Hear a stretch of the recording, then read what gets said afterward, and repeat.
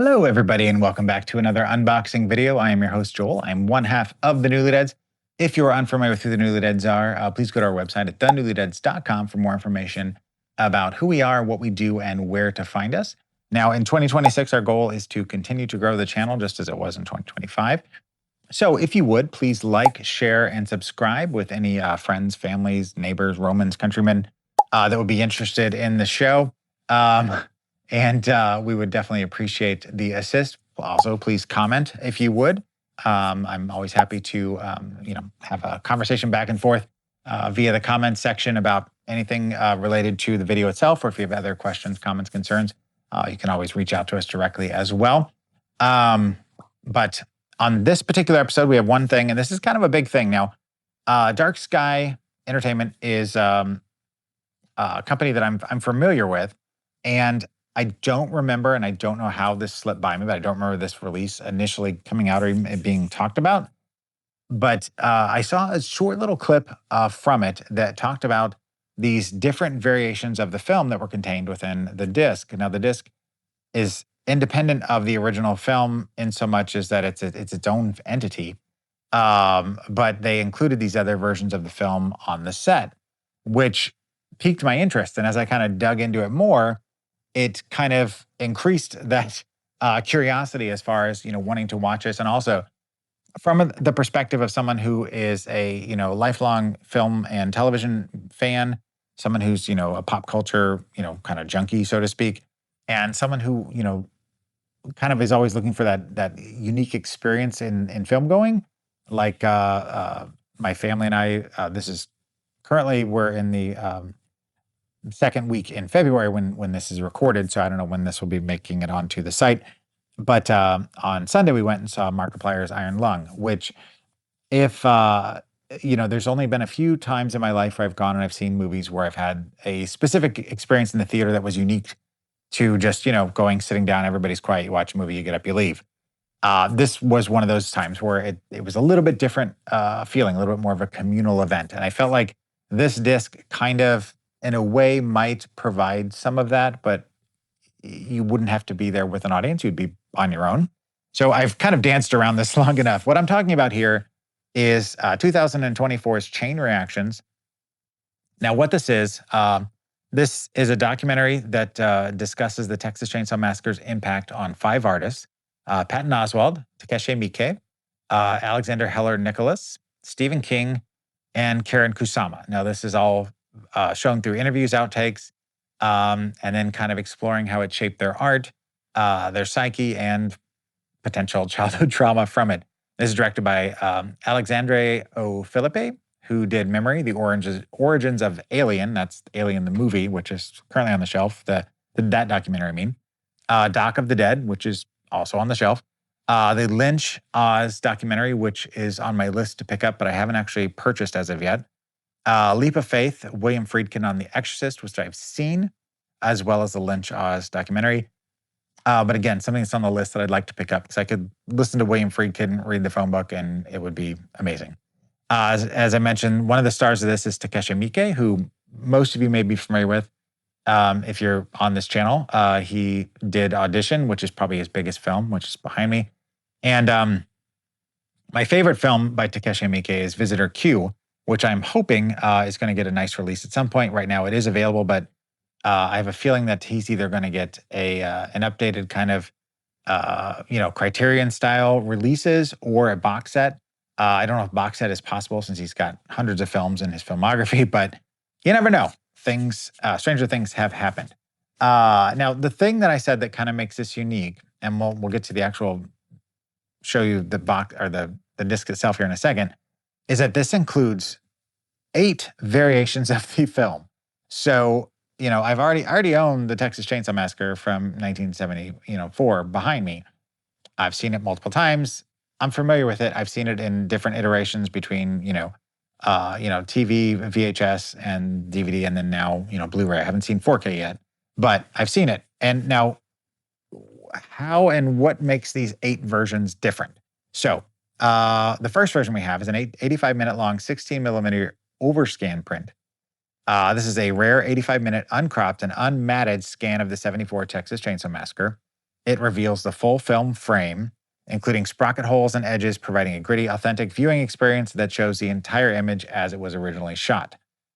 This also includes the 16mm barbecue edition print, which is 84 minutes long.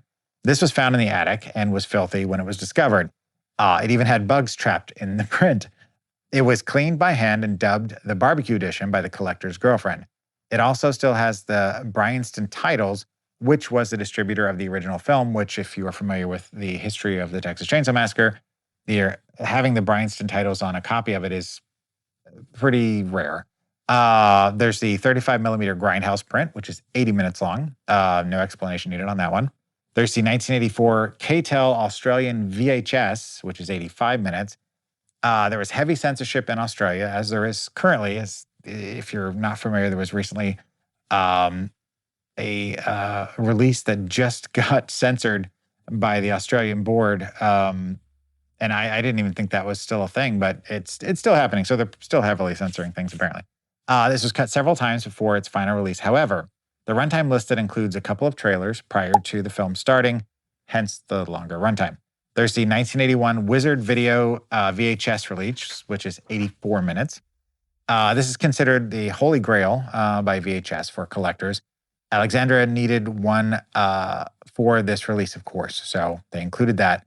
The 1987 bootleg Czechoslovakian VHS, which is 69 minutes long.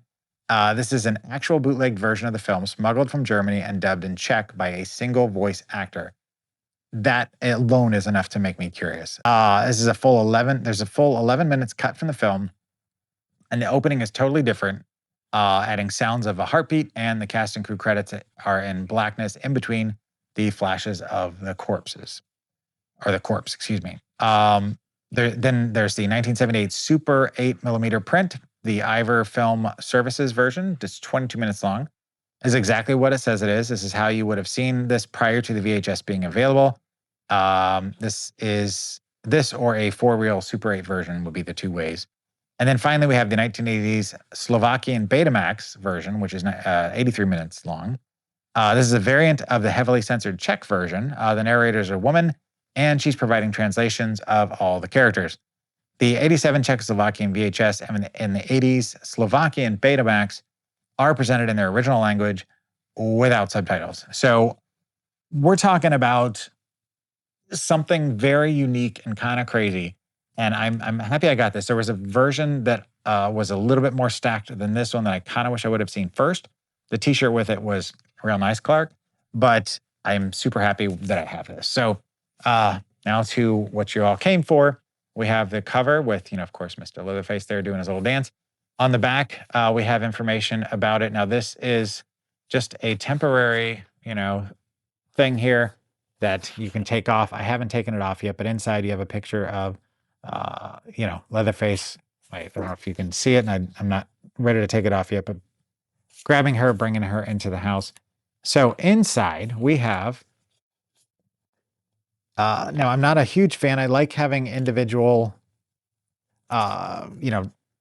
containers for that. Oh, it came off on its own. There it is. If you'd like to see that in its glory. Actually, let's go ahead and take that off while we're at it, because I really don't like the sticky stuff. So anyway, all right, back to this. So we've got, that lovely image there on that disc. And then on the other side, we have the image I just showed you there. And then we have the kind of further version away of Leatherface doing his thing there.